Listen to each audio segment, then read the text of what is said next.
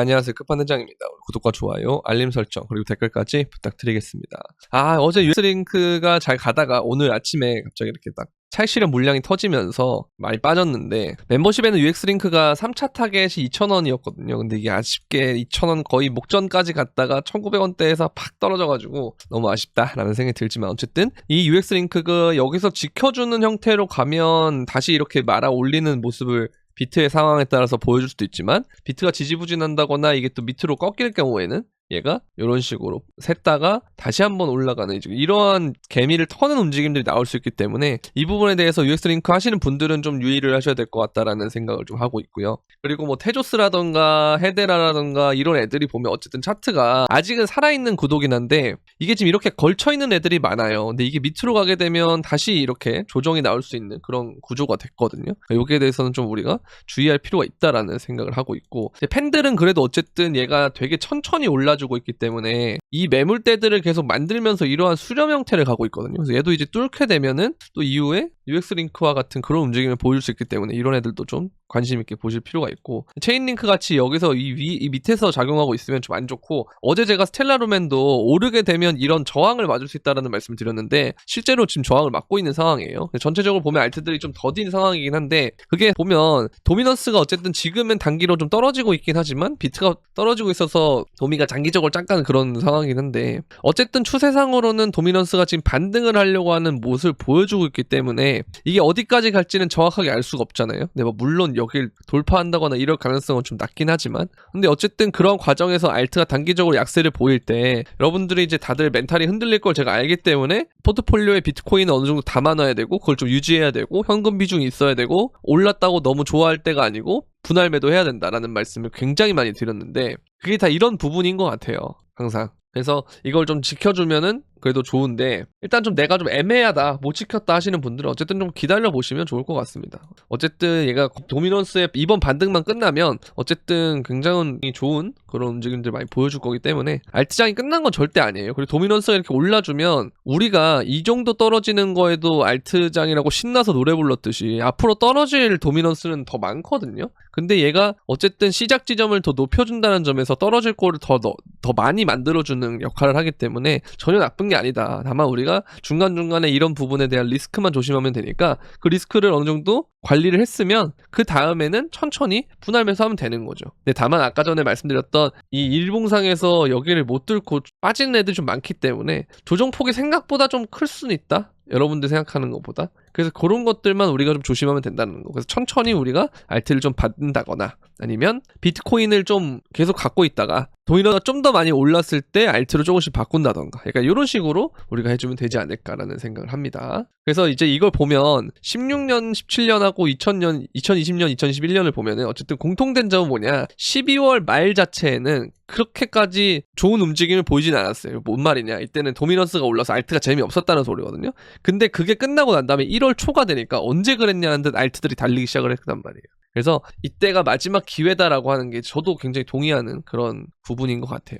다만 이걸 역대급 기회라고 하는 과정에서 여러분들이 그냥 섣부르게 이것저것 샀다가는, 급하게 샀다가는 1월 초까지의 그 지지부진한 장세 속에서 여러분들이 손절을 하거나 아니면 그제서야 비트로 바꾸거나 뭐 이런 상황이 될 수 있기 때문에, 오히려 그때는 알트로 바꿔줘야 되는데도 반대로 하는 경우가 많다는 거죠. 그래서 그런 것들을 우리가 좀 잘 대응하기 위해서는 항상 제가 말씀드렸던 뭐 현금 비중이라던가 비트코인 비중, 그 다음에 분할 매수, 그리고 올랐을 때 너무 욕심부리지 말고 분할 매도 어느 정도 하면서 가주면, 원칙을 지키면서 가면 저는 나쁘지 않다, 항상 괜찮은 상황이다라고 생각하는데, 다만 지금 우리가 슬슬 김프가 끼고 있다는 것이 문제예요. 근데 사실 김프도 2020년 말부터 혹은 1월부터 천천히 끼고 있었거든요. 그러는 과정이랑 좀 비슷하게 가는 것 같아서 결국 저는 김프가 낀다라고 말씀을 드렸었고, 그리고 요번에는 조금 특이한 상황인 게, 우리가 환율이 높은 상태잖아요. 지금 1435원이고 국내 상황도 되게 혼란스러운 상황이고, 그러다 보니 이 테더나 USDC 같은 곳 있죠. 여기 보면은 달러 코인들, 얘네들이 오히려 프리미엄이 좀 더 다른 애들보다 많이 낄 수 있다? 상승장에서 그런 생각도 조금 들긴 하는데 이거는 좀 지켜봐야 될 것 같아요.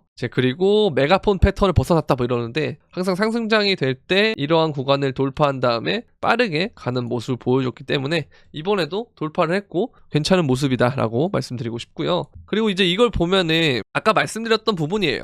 이게 끝난 다음에 본격적으로 알트장이 온다라는 거. 그래서 12월에는 좀 괜찮은 장이긴 하지만 12월 말에 조금 뭔가 주춤한다면 1월 초에 엄청나게 큰 게 오겠구나. 그래서 저도 이런 것들 때문에 저도 여행을 연말에 항상 가는 그런 게 있어서 이번에 근데 장이 어떻게 될지 모르겠다 해가지고 여행을 가지 말까 했다가 그냥 갔다 와야겠다. 목도 요즘 너무 안 좋고 좀 쉬는 시간도 필요한 것 같아서 여행을 좀 갔다 와야겠다라는 생각을 하는데 그래서 다음 주 정도부터 연말까지는 좀 비정기적으로 영상이 올라오고 아마 그 멤버십 브리핑은 계속 할 것 같고 채팅도 자주 할 것 같은데 아마 영상은 조금 그런 부분이 있을 수 있을 것 같아요. 가기 전까지 최대한 영상도 많이 찍고 방송도 몇 번 더 하고 그렇게 갈 생각입니다. 일단 이거는 알아두시고 어쨌든 절대적인 시간을 기다리는 방법에는 기계적으로 하는 방법도 있지만 사실 코인을 그렇게 하루 종일 쳐다보면 볼수록 오히려 더 피곤해질 수가 있단 말이에요. 그래서 그때는 여러분들이 한 발짝 정도 뒤로 물러서서 시장을 좀 보면 더 좋지 않을까라는 생각을 하고 있습니다. 상승장이 끝났다 이런 게 아니에요. 그냥 도미넌스가 오른 다음에 알트장이 역대급 알트장이 오는데 그 과정에 지금 거의 다 와간다. 그래서 그만큼 사람들이 더 알트에 대해서 혐오를 느끼고 비트코인을 넘어가려고 하는 그런 움직임들을 만들어가는 거다라고 생각하시면 될 것 같습니다. 아시겠죠? 그리고 비트코인 정책연구소에서 트럼프 대통령을 위한 전략적 비트코인 비축을 위한 행정명령 초안이 나왔다. 이걸 그냥 하겠다는 거거든요. 정말로. 공약으로 끝나는 게 아니고 그러니까 이거를 우리가 좀 보면 되게 신기하다. 미쳤다. 이렇게 볼 수가 있겠죠. 자, 그리고 강세장에서 약 260일 남았다. 수익을 실현할 준비가 됐냐? 이렇게 생각하는데 결국 이러한 과정까지 올라가야 끝나는 것이 아닌가. 알트장이 아직 갈 게 많아요. 도미넌스도 많이 남았고 그래서 너무 좋습니다. 여러분들 긍정적으로 생각해야 돼요. 지금은 제가 2024년 3월부터 8월 9월까지 계속 제가 매집해야 된다, 천천히 매집해야 된다, 해야 된다 이거는 박스권이다, 알트 떨어지면 기회다, 그 말씀 계속 드렸을 때 정말 많은 비난과 악플 그리고 심지어 마지막에는 무관심까지 그런 게 있었지만 지나고 나면 결국 그들은 다시 돌아왔단 말이에요. 후회하고 마찬가지예요. 알트도 알트장 안 올 것 같잖아요. 지금 지지부진하면 또 잘 가다가 근데 결국 알트장 저는 온다고 생각하고 김프도 낀다고 생각을 합니다. 그래서 보면 실제로 김프를 끼고 있잖아요 지금. 그래서 결국 올 자리는 온다라고 생각하시면 될 것 같아요. 여유롭게. 아시겠죠?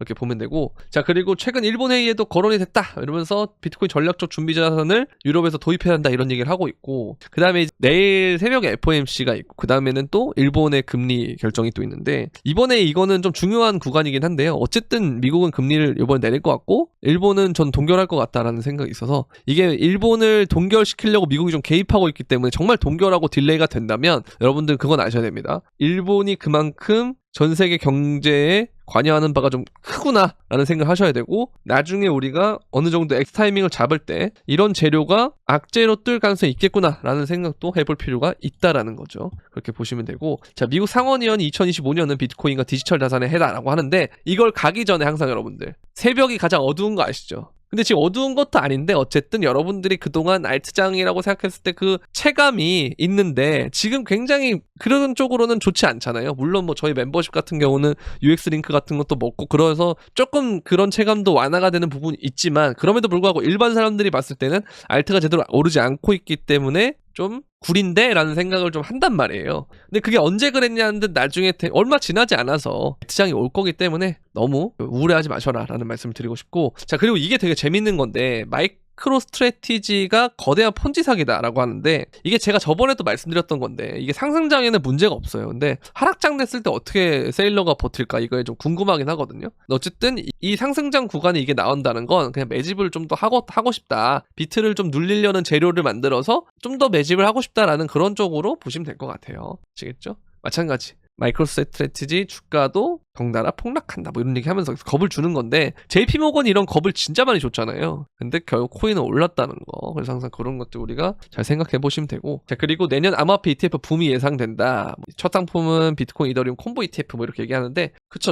결국은 ETF가 정말 활성화가 되면서 개인들이 처음엔 일로 다 몰릴 건데요. 근데 웃긴 건 이 운용사들이 ETF를 만들고 개인들이 그냥 기관 투자들이 여기 들어오잖아요. 그러면 이 돈으로 얘네들이 현물을 사요. 그럼 이게 현물이 사실은 운용사들이 꽁으로 매집을 하게 되는 그런 형태가 된단 말이에요. 그러니까 재밌는 구도긴 하죠. 어쨌든 이런 게 되면서 현물의 수요가 계속 올라갈 거기 때문에 가격적으로는 좀 긍정적인 부분이 많을 것이다 라는 말씀을 드리고 싶고, 자, 비트코인 시총이 향후 5년 8년 내 금 시총을 추월할 수 있다 뭐 이런 얘기를 하는데 그쵸, 저는 이거 좀 가능하다고 생각합니다.